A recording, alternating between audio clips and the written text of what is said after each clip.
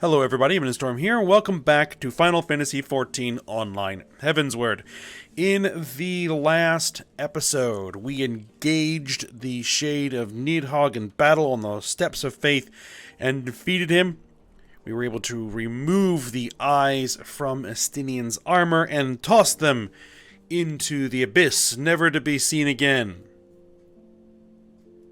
Maybe. And so, we headed back into the city for the usual round of congratulations on a job well done.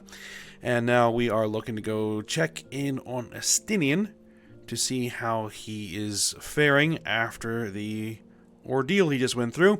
And right at the end of the episode, we hit a little warning that says that we're about to engage in a long series of multiple cutscenes and to set aside sufficient time to view them. So hopefully I have enough time today to view all of them.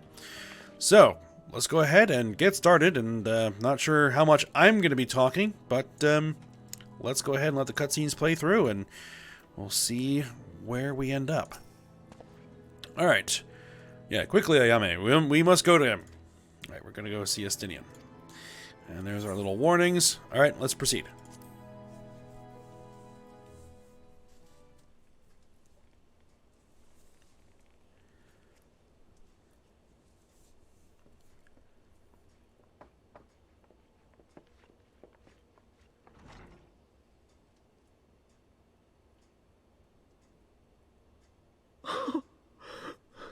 Estinian!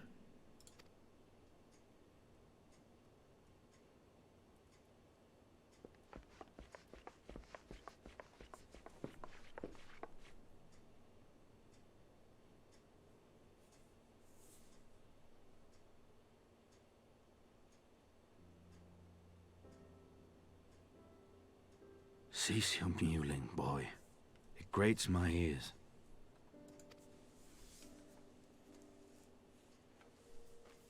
Forgive me. When I saw you awaken, I could not... It was such a relief. We feared you might never wake up. Now, Estinian. If Master Alphino thought any less of you, you would still be Nidhogg's plaything. Or dead. Aye, 'twas but a jest. I thank you, Alphino. And you too, Warrior of Light. Quite how you managed to persuade Hraesvelgr to aid in his brood brother's downfall I cannot imagine. But full glad am I that you did. Yet again, you have achieved the impossible.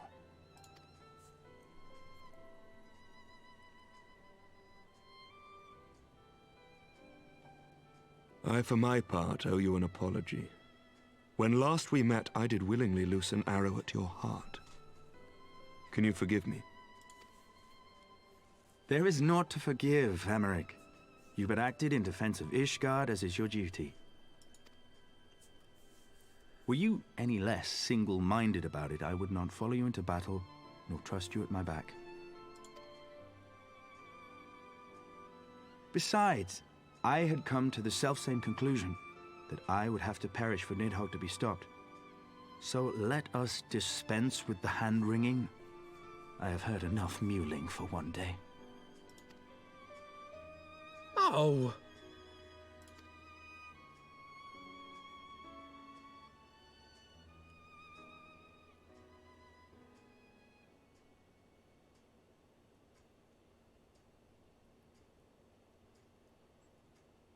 The tendrils of Nidhogg's foul presence bound up every fiber of my being, usurping my senses, but I yet retained some trace of awareness.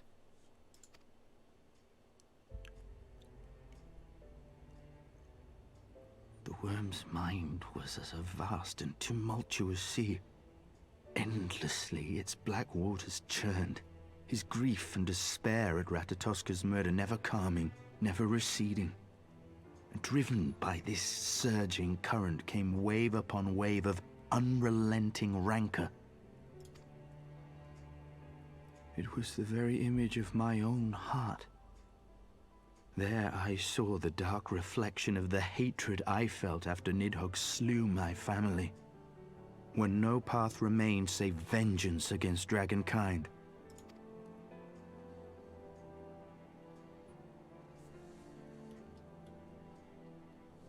Neither one of us had a choice. But I was blessed with something Nidhogg was not. Comrades and teachers to console and admonish me.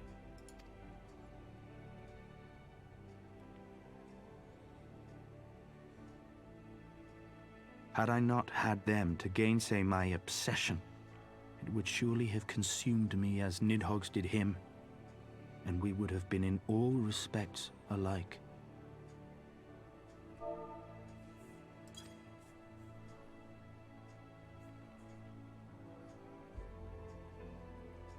Though his shade is banished, his spirit scattered upon the sea of clouds, I feel no joy at his passing. Where once I craved vengeance, I now crave rest.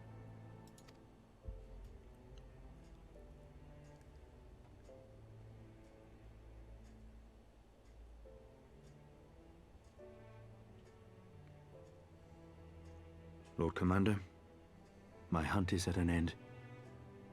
I would lay down the mantle of Azure Dragoon. My friend.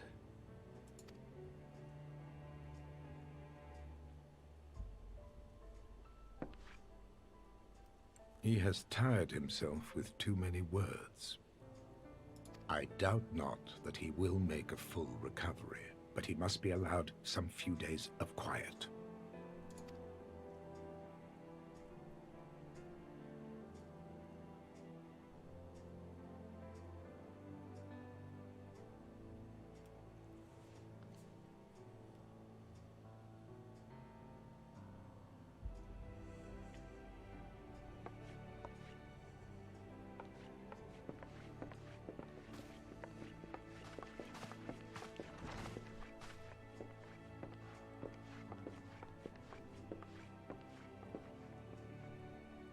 I too must see my path to its end.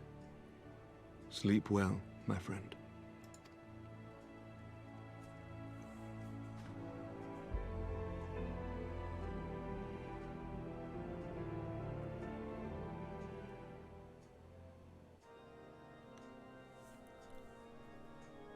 Following the battle with Nidhogg on the Steps of Faith, Sir Emeric called an assembly that he might make his final proclamation as acting head of state.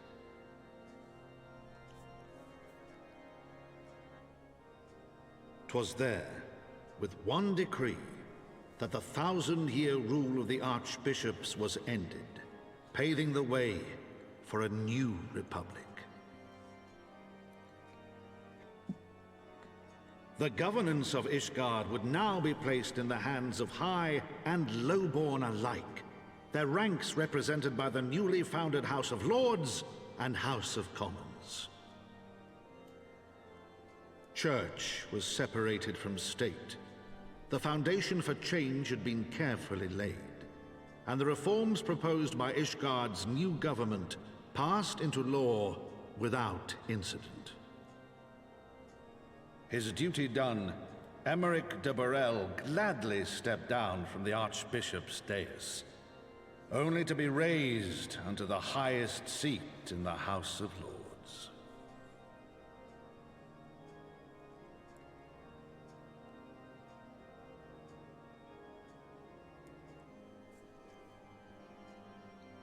Though he strove at first to refuse this honor, the unexpectedly strident voice of the Count de Durandare left him little choice but to accept.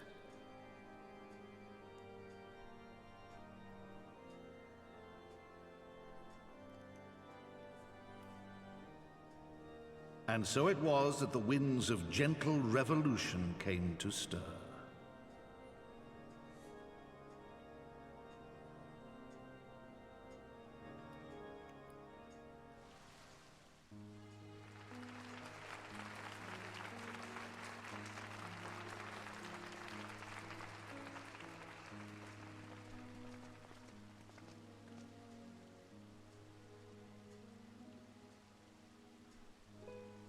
Prominent among the many honored guests at Sir Emeric's investiture were the ambassadors of Dragonkind, a fitting symbol of Ishgard's newfound peace.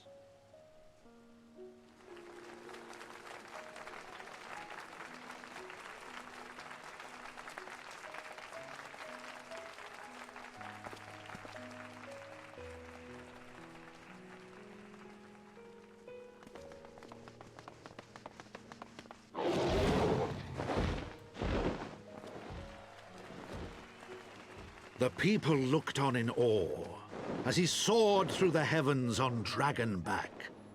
And by their cheers did they hail him an Azure Dragoon for a new age.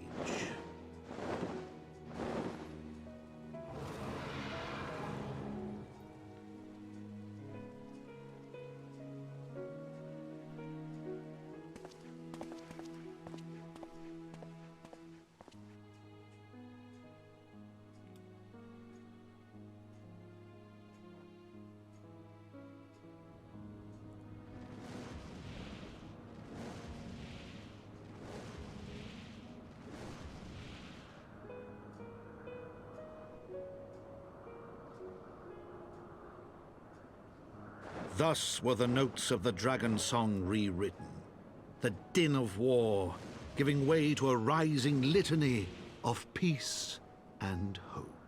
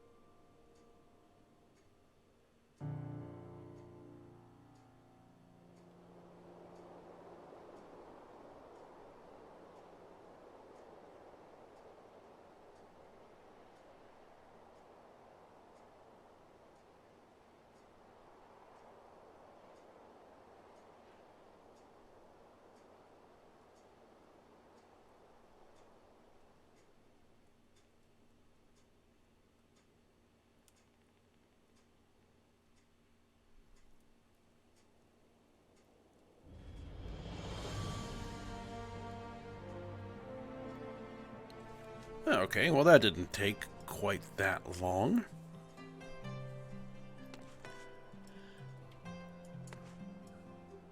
Alright, so let's go ahead and see what Emmerich has to say here.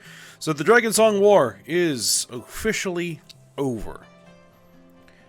But we still have a few other things kind of kicking around in the background that we need to see how it can play out. The whole Warrior of Darkness thing, and what in the world is going on with Papalymo and Ida. So, let's go ahead and talk with Emmerich here. Alright, I was gazing out of the sea of clouds in an all too rare moment of idleness when I chanced to behold a certain hero wending her way toward the city on Dragonback. Welcome home, Ayame. So yeah, apparently I escorted Hraesvelgr back home. Alright. Nay, 'twas no grave matter that moved me to meet you in person. Between you and me, I merely sought respite from the pressures of office.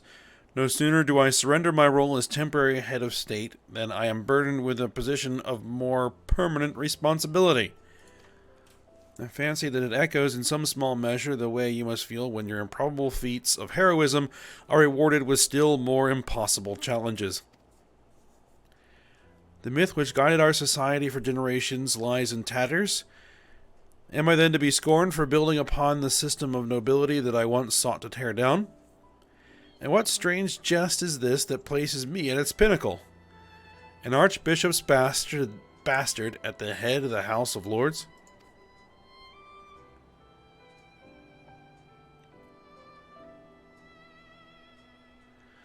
But these questions are for me to answer.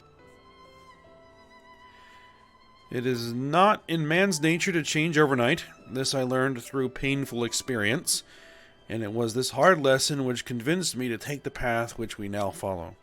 Even as we rebuild the bridge between man and dragon, so must we reimagine Ishgard, one carefully placed stone at a time. We must remember that it is not for us that we lay this groundwork, but for the men and women that our children will become. May their towers rise proudly from the fundament of our legacy.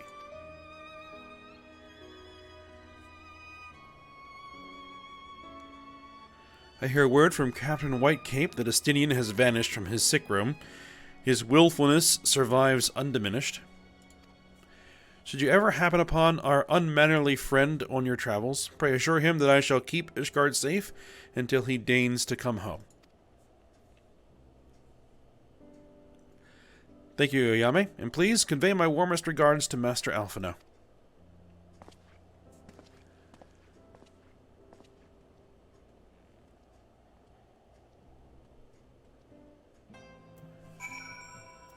Alright, speak with Alphino at Fortemps Manor. And I wonder where Estinian got his hands on those flowers he was carrying.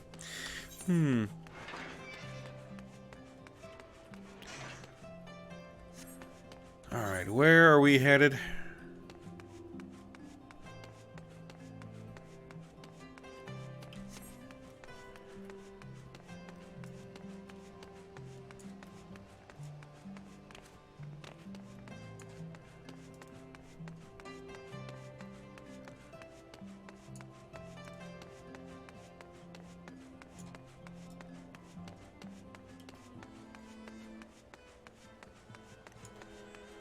Alright, so I guess we'll be heading into Fortemps Manor.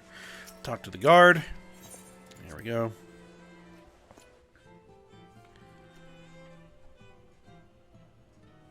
And let's see what Alphino has for us here.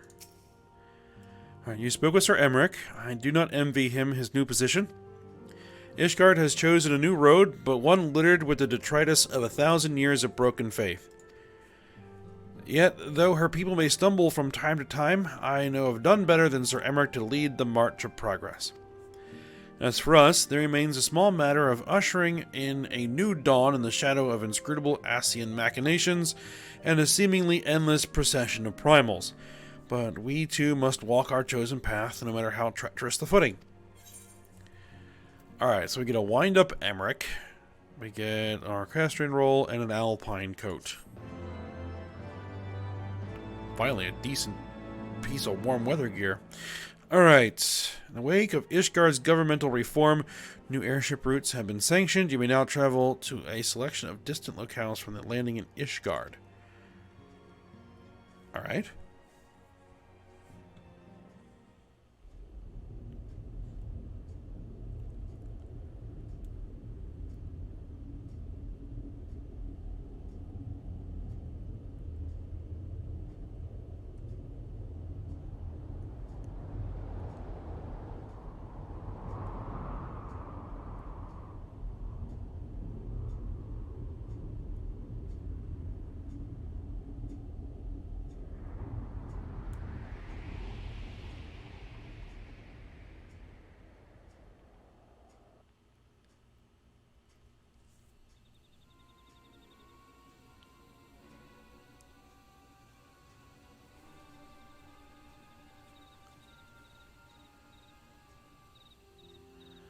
Alright.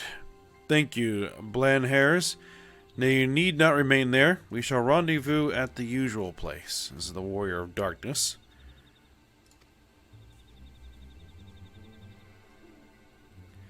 All is proceeding as expected, then. Aye, there is naught to concern us, aside from one overly curious mouse.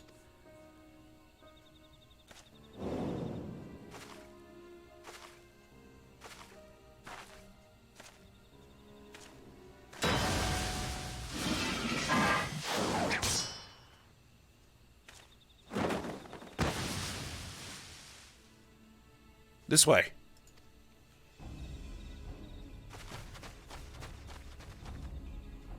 Him again. It is of no moment. They will play their part, and we will play ours.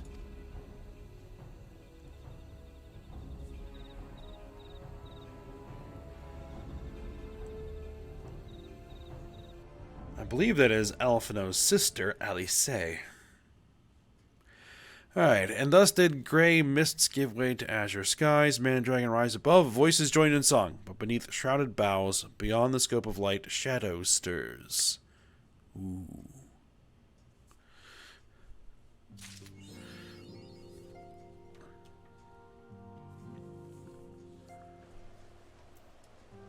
Floor the Horde, okay. So we'll go ahead and use these. Come on. There we go. So, apparently, the next main story quest is the House Fortemps Knight here. Alright, a new day dawns in Ishgard, and the House Fortemps Knight has tidings for you. Right, Mistress Yatsurugi, you are come at the most excellent time, or at a most excellent time. An invitation from a truly preeminent personage was delivered to the manor but a short while ago. Would that you had been present to receive it, but in any event, Sir Emmerich de Borel, Lord Speaker of the House of Lords, Lord Commander of the Temple Knights, and Viscount of House Borel, cordially invites Mistress Yatsurugi to dine with him at his estate. You seem surprised. The messenger assured me that his lord had broached the subject with you at an earlier date, when the arrangements for the peace conference were still being finalized. Of course, the intervening moons afforded little opportunity for leisure, but with the happy advent of peace, 'tis plain the Lord Commander sees no further cause to delay. What say you? I would, but haven't the foggiest what to wear. Any thoughts?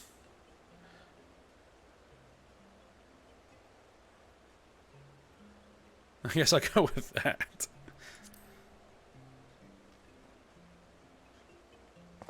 You would ask me. Well, I am sure as a personal friend of Sir Emmerich, you are at liberty to wear whatever you deem appropriate.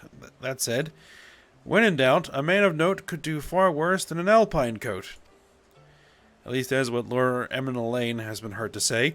I assume the same holds true for ladies. When you are ready, pray report to the Astrologicum. A man of House Borel shall be waiting near there to escort you the rest of the way.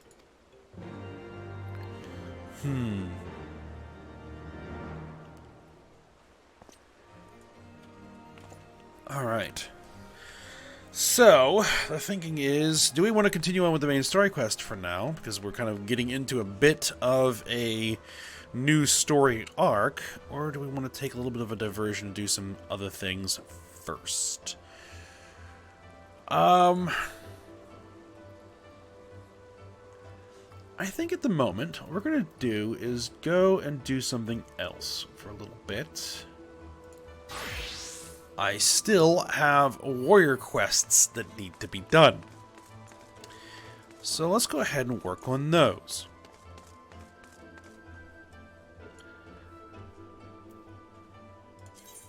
Alright, our next warrior quest is going to be in Lenosha. So let's go ahead and head over there. Camp Bronze Lake. And we'll work on that a little bit.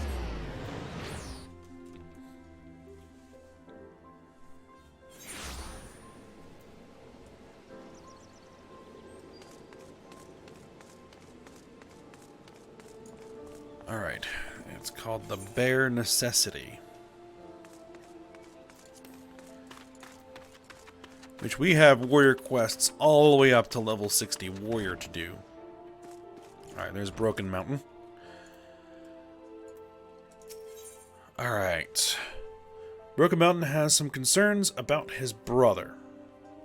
Right, because we had a little incident where his brother kind of lost control. Alright, Fell Cleave. Gives me a new ability. Alright, let's accept. Alright, well met, Ayame. It seems your trials have prepared you for the next step down your long path. However, while your progress is truly remarkable, I'm afraid my brother still fears the fury of his inner beast. Even in the training yard, he swings his axe with hesitation. Seeking to test himself against live foes, he has joined the Maelstrom's effort to repel a recent spate of kobold attacks. However, Weisgate has sent word that his ferocity in the field of battle is not what it once was. My brother has long admired your will. Test your axe against even stronger adversaries and master the techniques of Eld, and by doing so serve to inspire him and all who aspire to walk the path of the warrior. Remember the words set forth in the ancient tomes, and seek foes that test the very limits of your mind and body. The heat of battle will awaken the beast within, bestowing upon you the knowledge of our ancestors. Luckily, the path you walk has been tread before, and you need not wander the land aimlessly. According to the tomes, Mithril Heart once spent a season hunting the hulking grizzly bears that stalk Abalathia's spine, the largest of which are said to rival even a behemoth in size. Make your way to Tailfeather, home to many seasoned hunters that know the lay of the land and of the creatures inhabiting it. Find the beasts of Mithril Heart's hunt, and test yourself against their razor claws as he did. I am familiar with these bears.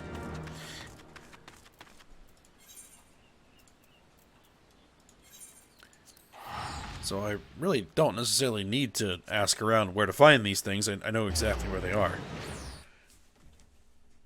I believe I've actually fought some of them before. But that's fine. We'll follow the progression.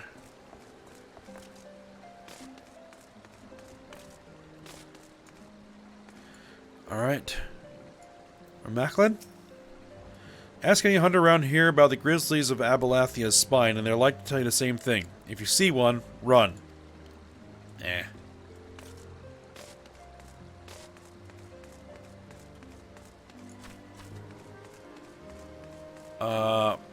Prior Fey?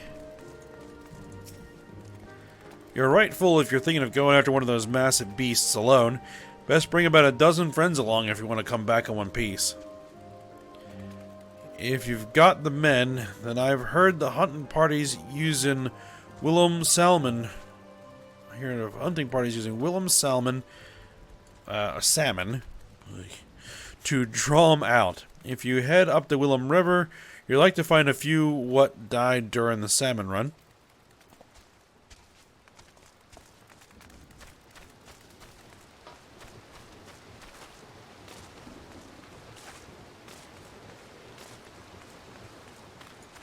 Louis Sonnet, over here. I can hardly forget the size of the beast I saw that day. I was tracking a chocobo round the 100 throws, and I spotted a bear near big as a house, drinking its fill from the waters. I didn't dare get any closer, and went home from that day's hunt empty-handed. Obtain Willem's salmon from the designated location. It is right up the river.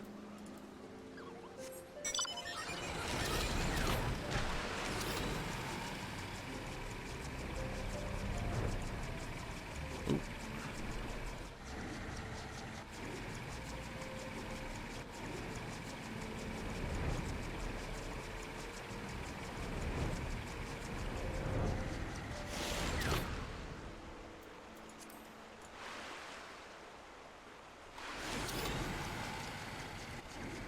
Alright, where are these salmon we're looking for? Ah, there's a little shiny spot.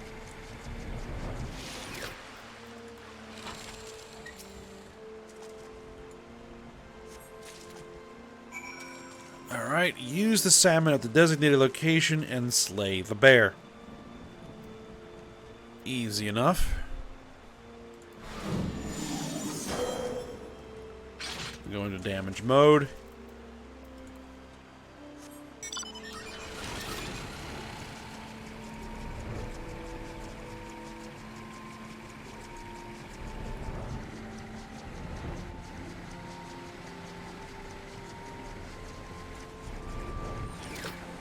See, here's all the bears.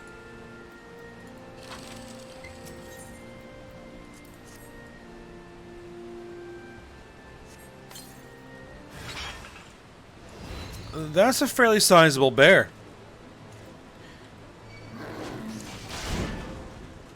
Alright, let's get to work then. Oh, and his buddy decided to join in. That's fine.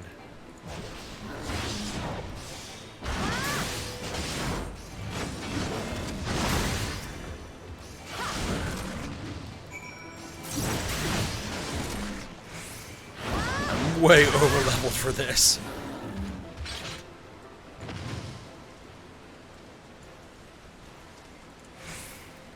Alright, report to Broken Mountain back at Camp Bronze Lake.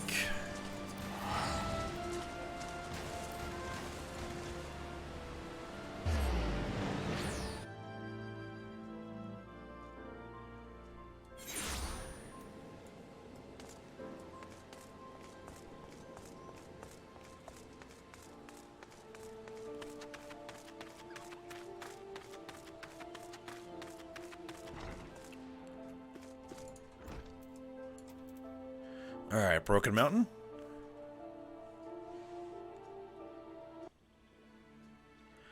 Ah, Yame, welcome back. My brother and Weisgate were just telling me of the Maelstrom's success in Lenosha.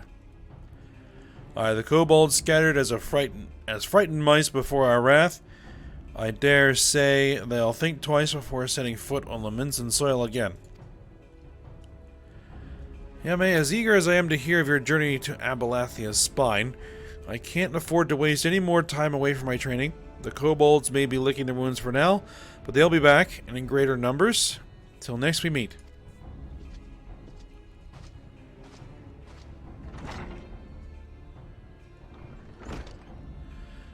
Curious Gorge has acted in high spirits since our return from Limsa Leminsa, but his bravado scarcely hides the truth. What he said was true. Our operations against the kobolds were a resounding success. However, troops that fought alongside him say that Curious Gorge was notably shaken during the battle, as if afraid the tide would turn at a moment's notice. But it was not fear of the kobolds that caused his axe to waver. He still fears his own inner beast. As long as this fear has hold of him in battle, then there is little hope that he will grow as a warrior.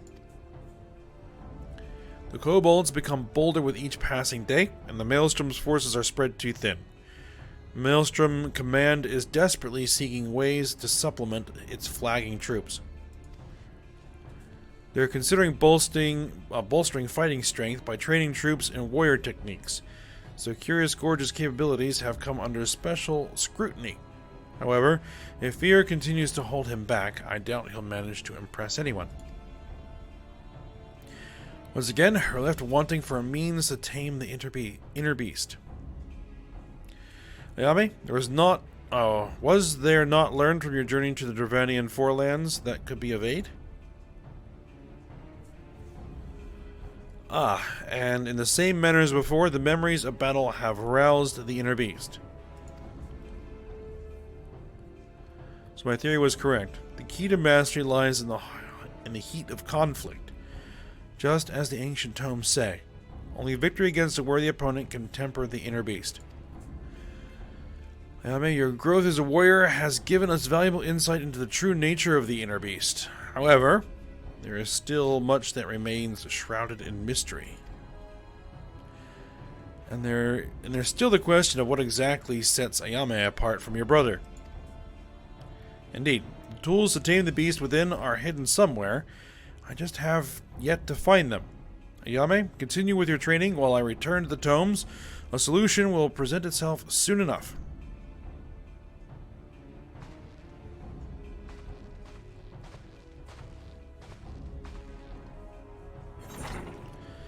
Alright, so we got ourselves Fell Cleave.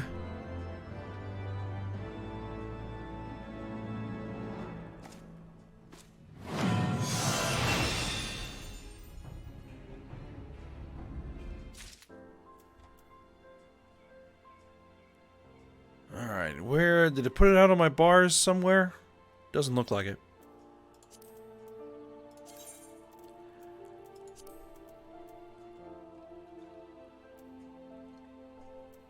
There's Fell Cleave.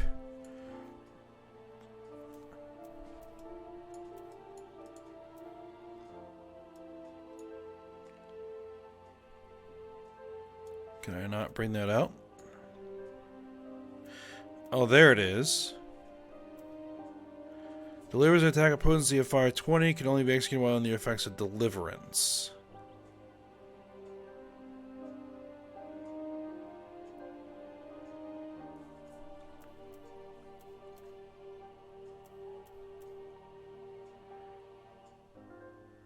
Action changes to Inner Beast while under the effect of Defiance.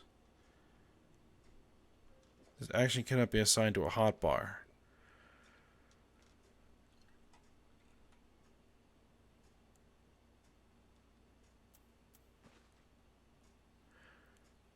Ah, I see.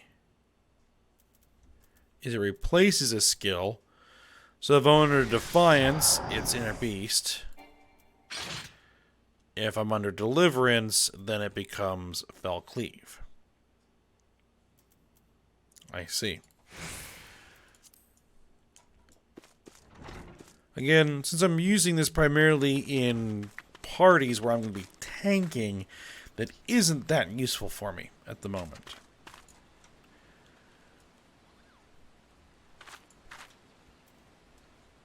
Alright. I think one last thing we're going to do before we call it a day is head back to Limsa, because I have not checked on my squad in a while.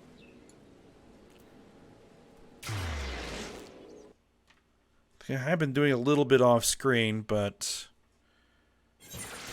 even that I haven't checked in.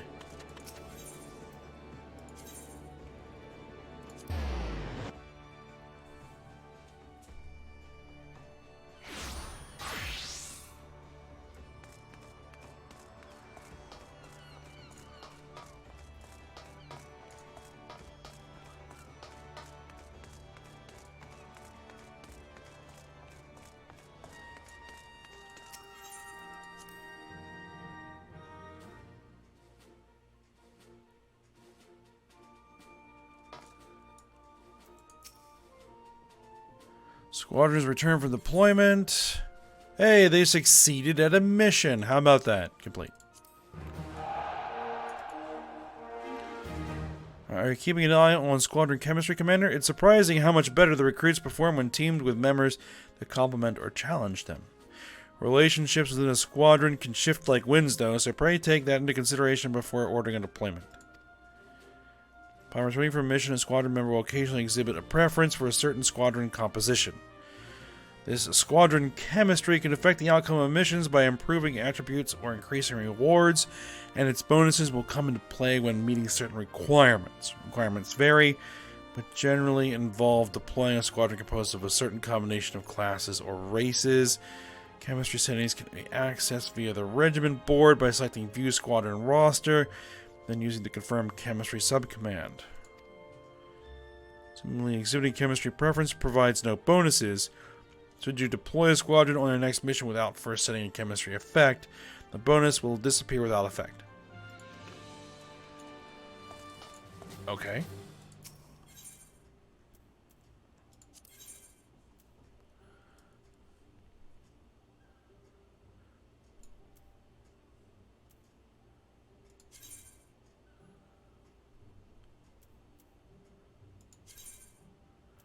Accompanying a hire, tactical ability is increased by 10%.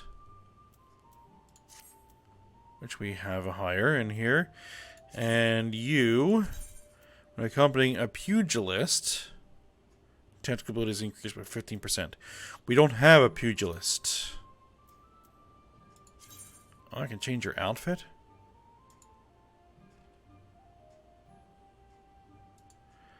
Oh, interesting.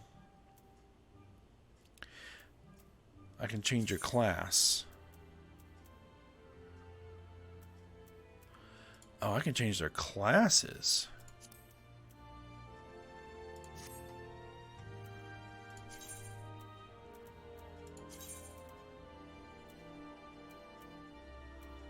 And improve physical, improve...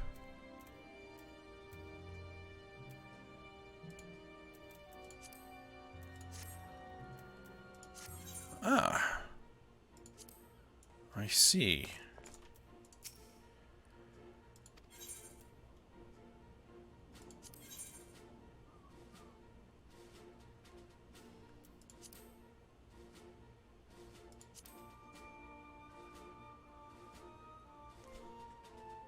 See, if I were to do this, well, that's a bit high level. That has no chance of actually completing.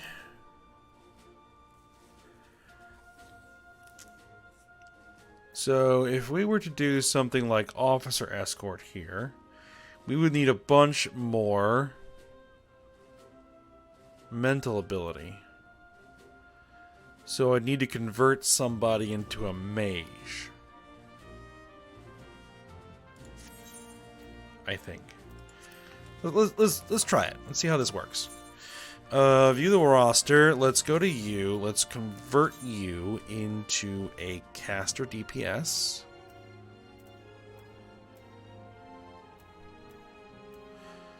Let's go with an Arcanist.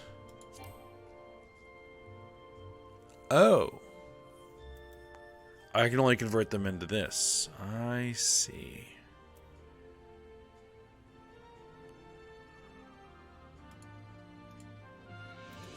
I need to have the book for it. Right, okay.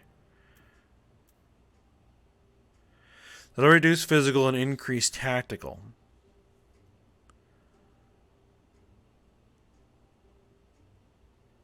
You know what? I think I'm going to go ahead and do that.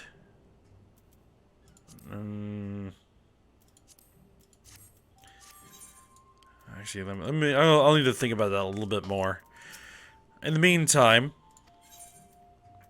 let's send them out.